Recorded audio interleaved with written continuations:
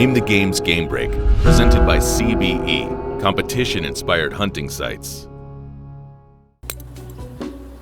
You know, I get a lot of questions asked about back tension release, and a lot of guys and girls are going to a back tension release for everything, hunting, competition, you name it.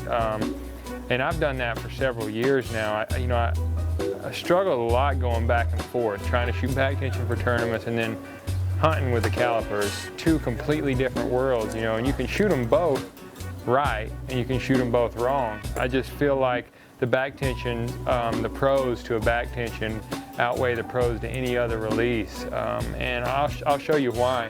When you're shooting a caliper style release, and you know the biggest mistake I see people make is what we call punching it. I mean, they'll get, as soon as their pin hits the middle, they hammer the trigger just like that.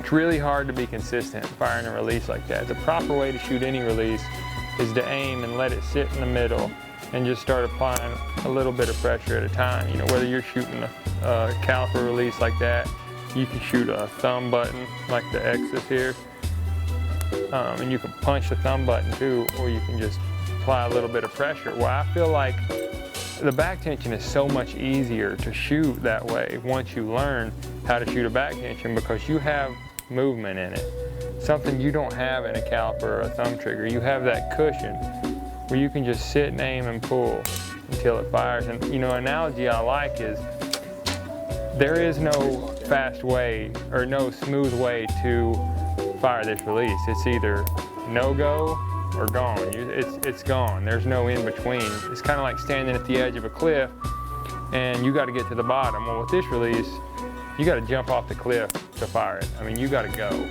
But with this release, it's almost like a gradual slope to the bottom. It's a pull. There's no hard wall that says you got to fire it now. So it kind of relaxes my mind and lets me sit there and aim. And even for hunting, you know, if you've got to fire that fast, like, well, what if a deer's walking? Well, you probably shouldn't have shot it anyway. If it was walking or moving, you know, that's not an ideal shot anyway. So, you know, you can be aggressive with the back tension release. You know, you stop a deer and you can pull through. It's still a smooth release, but you didn't hammer that release, you know, and it's a good trainer, if nothing else.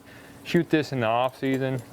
If you still got to hunt with this, pick it up. It's going to make you be able to feel what that perfect shot feels like and how to execute a release properly.